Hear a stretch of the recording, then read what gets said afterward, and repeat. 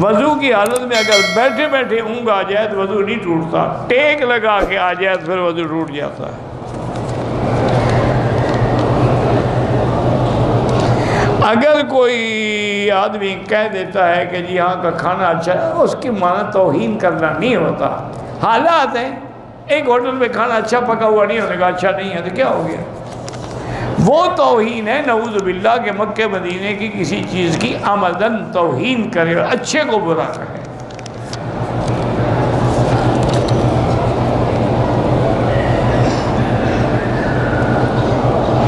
اگر احرام باندھا ہوا ہے، ہم دور سے آئے ہیں، تھکے ہوئے ہیں، تو احرام کھول کے غسل کر سکتے ہیں، کر سکتے ہیں، کوئی حرج نہیں۔ بال خود نہ توڑیں، کوئی ٹوٹ گیا تو ٹوٹ گیا، لیکن خوشبو والا صابن نہ ہو۔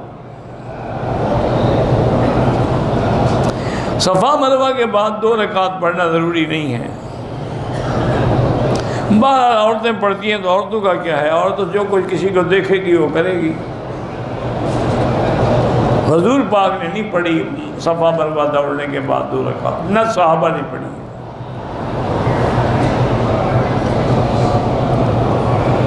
عورت کے بال جو ہے نا میرا بھائی، وہ ایسے پیچھے لے جائے جہاں بالوں کی انتہا ہو جائے، وہاں 1 پور کے برابر سارے سرے کاٹ دے۔ یوں چٹیاں پکڑ کے کاٹنا جو وہ ناجائز ہے۔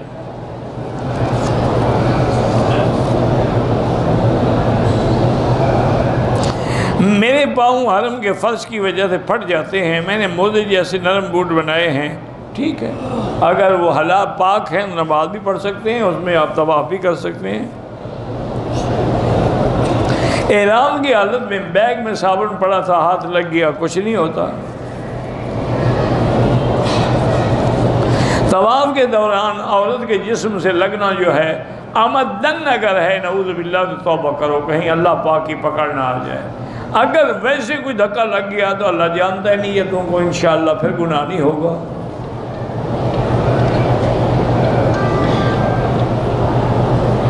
کچھ لوگ ایسے ہیں جو حرم کے قالین پہ سو جاتے ہیں، اگر احتلام ہو جائے، بہرحال بہتر ہے کہ اپنا کپڑا بچھایا کریں تاکہ خدا نہ خواستہ ایسی کوئی حالت ہو تو حرم کی قالین تو گندی نہ ہو۔ تبلیغ کے اندر زیادہ ثواب ہے، کیونکہ جب آپ دین کے لیے نکلتے ہیں تو اس کا ثواب زیادہ ہوتا ہے۔ ہمیشہ آنسو، اب دیکھیں نا کہ حرم میں ایک عمل کا 1 لاکھ ہے، لیکن جب پیدل حج پہ جاؤ تو ہر قدم پہ حرم کی 700 نیکیاں ملتی ہیں، یعنی 1 لاکھ کو 700 طرف 2 کتنا بنے گا؟ تو صاف بات ہے کہ جب دین کے لیے نکلو گے تو ثواب زیادہ ہوگا۔ ایک چیز کو نقد 100 روپے میں اور مہینے کے ادھار پہ 110 میں، وہ جائز ہے۔ ہمارے علاقے میں یہ رواج ہے کہ جب کوئی مر جاتا ہے تو کھجوریں تقسیم کرتے ہیں اور تیسرے دن حلوہ پکا کے کھلاتے ہیں کہ اچھا ہوا کہ جان چھوٹ گئی، نکل گیا، خوشی مناتے ہیں۔ میٹھا تو تب ہی کھایا جاتا ہے نا۔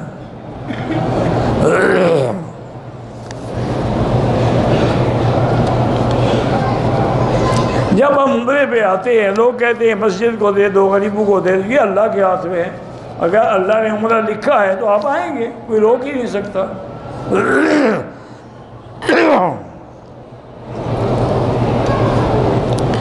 مسجد نبوی میں 40 نمازیں پڑھنے کی فضیلت ہے، اگر کوئی نہ پڑھ سکے تو اس کے عمرے میں کوئی خلل نہیں۔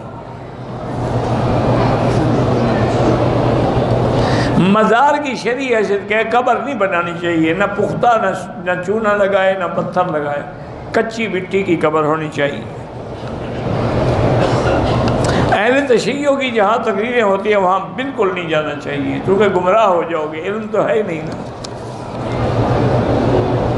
عورت حیض کی حالت میں مسجد آ سکتی ہے؟ نہیں آ سکتی ہے۔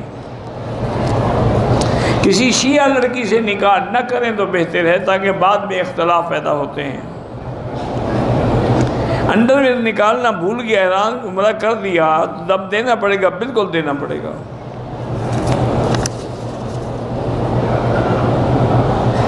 ہم میاں بیوی نے عمرے کی احرام باندھ کے طواف صفا کے پورے چکر لگائے، میں نے بال کاٹے، گھر والی بال کاٹنا بھول گئی، پھر ہم بستری بھی کی ماشاءاللہ، تو ایک دم ادا کریں، بال بھی کاٹیں۔ جب تک بال نہیں کاٹے گی وہ احرام میں ہے، جتنی دفعہ ہم بستری کرو گے اتنی بکریاں پڑ دی جائیں گی۔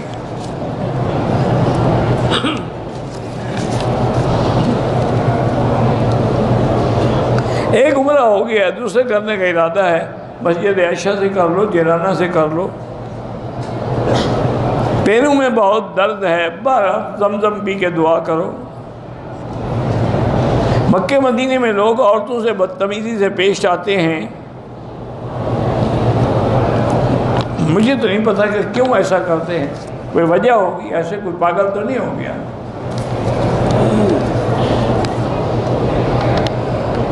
عمرے کے دوران اگر دم پڑ جائے، پیسے نہ ہوں، چلا جائے اپنے ملک سے، جب اللہ پیسے دے بھیج کے دم کرا دے۔ مدینے سے واپسی پہ عمرہ کیا، دم واجب ہو گیا، اب پیسے نہیں ہیں تو جب اپنے ملک میں جاؤ، اللہ پیسے دے تو بالکل کر یہاں بھیج کے دم کرائیں۔ میری کمر میں درد ہے، علاج زمزم ہے، زمزم پئیں۔ احرام کی حالت میں سگریٹ پینا ڈبل حرام ہے۔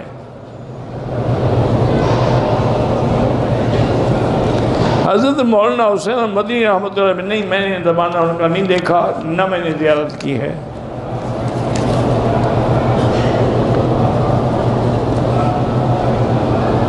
اگر عورت نے مدینے سے آتے ہوئے عمرے کی نیت کر لی، اب حیض شروع ہو گیا، تو اب ہوٹل میں رہے، جب پاک ہو عمرہ ختم کرے پھر واپس جائے۔ اگر ڈیٹ قریب ہے تو تاریخ آگے کرا لے، ٹکٹ کی جا کے تاریخ بڑھا لے۔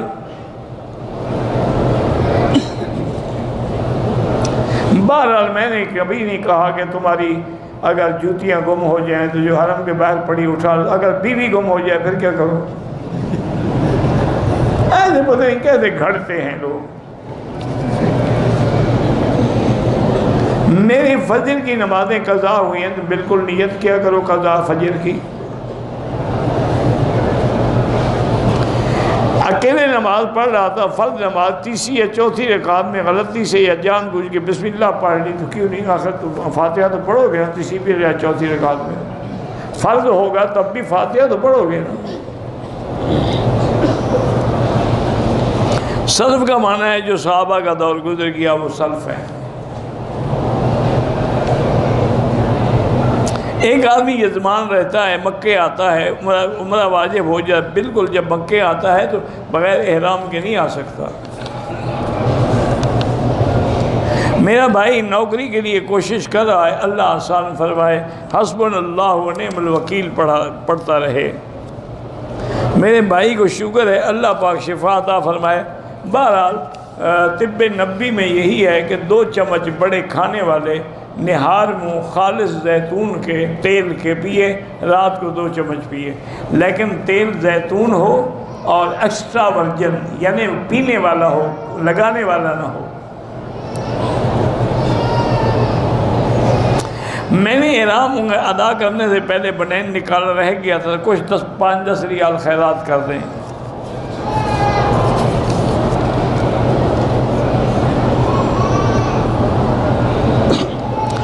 جہاز میں آئے، جہاز والے نے کہا کہ وضو کی جگہ بھی نہیں ہے اور جگہ بھی نہیں ہے، تو ہم نے تیمم کر کے نماز، تیمم کس چیز سے کیا؟ مٹی تھی، انہوں نے مٹی دی تھی آپ کو کہ پانی نہیں ہے، مٹی قبول فرمائے تیمم کے لیے۔ اللہ کے بندے پتہ نہیں کس چیز پہ تھے، سیٹوں پہ تیمم کیا۔ دوبارہ نماز کا دہراؤ، نماز نہیں ہوئی وہ۔ عمرہ کیا طائف کی میقات سے، وہ بالکل بڑا میقات ہے، اس کا بڑا ثواب ہے۔ اگر داڑھی نہ ہو تو بہرحال ایک حدیث میں ہے کہ حضور نے منہ پھیر لیا تھا۔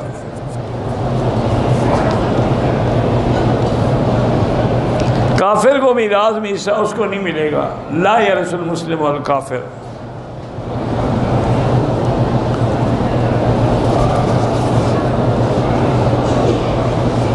ایک آدمی الٹی آ رہی تھی، اس کا پیشاب بھی نکل گیا، بہرحال تو اس کا وضو ختم ہو گیا، دوبارہ وضو کرے، وضو کر کے پھر نمازیں پڑھے اور عمرہ کرے۔ میں کوئٹہ سے آیا ہوں، مجھے مرگی کا دورہ پڑتا ہے، اللہ سے دعا مانگیں ہر نماز کے بعد زمزم پی کے، اور جب اپنے ملک میں چلے جائیں ہر نماز کے بعد 7 دفعہ سورۃ فاتحہ پانی پہ خود دم کر کے پی لیا کرو۔ بیوی کو زکوٰۃ دے سکتے ہیں نہیں دے سکتے، اس کا تو خرچہ تیرے ذمہ واجب ہے، زکوٰۃ کا کیا مطلب؟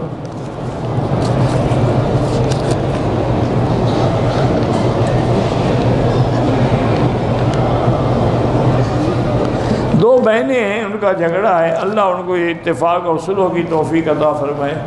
یا لطیف و یا ودود اللہ کے نام پڑھ کے دعا کیا کریں۔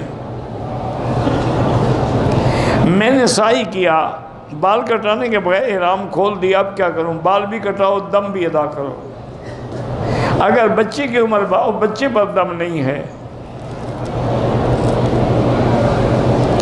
ہم نے والدین کی بڑی نافرمانی کی، اب ان کے لیے عمرے کریں، ان کے لیے خیرات کریں، صدقات جاریہ کریں تاکہ معاف ہو جائیں۔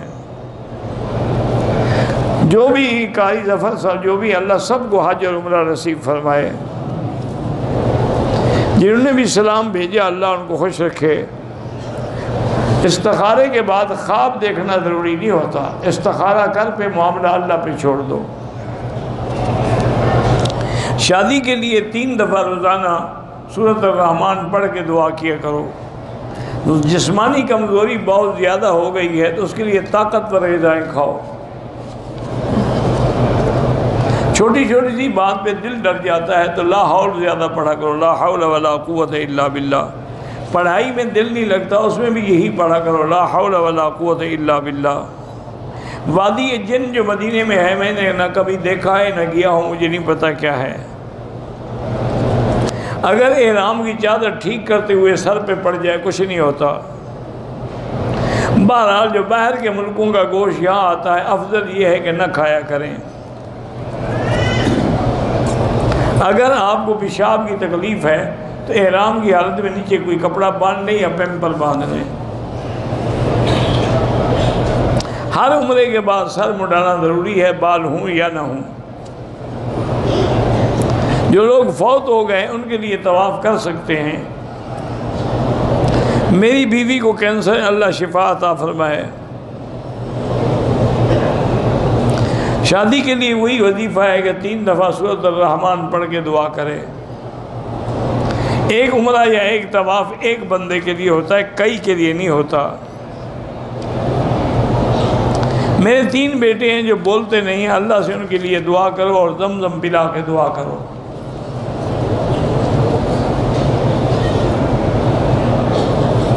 ہماری فیکٹری کی مسجد میں امام صاحب جو ہیں فجر کی نماز کے بعد اور مغرب کے بعد لاؤڈ سپیکر پہ تلاوت کرتے ہیں، کوئی حرج نہیں، اچھی بات ہے، جتنے لوگ قرآن سنیں گے تمہیں کیا تکلیف ہے؟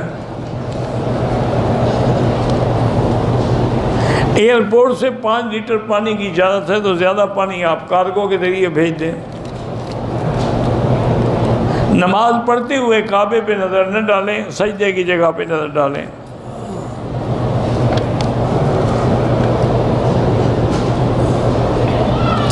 بہرحال جنازے کے اندر پہلی تکبیر کے بعد ثنا، یہ موطا امام محمد میں حدیث موجود ہے۔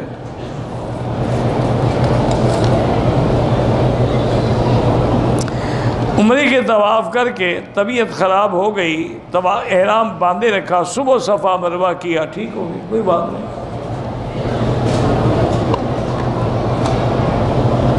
میں نے حج پہ احرام باندھا، نیت کی، حج کی، عمرے کی، تو آپ دونوں اکٹھے، یعنی حج قران ہو گیا آپ کا۔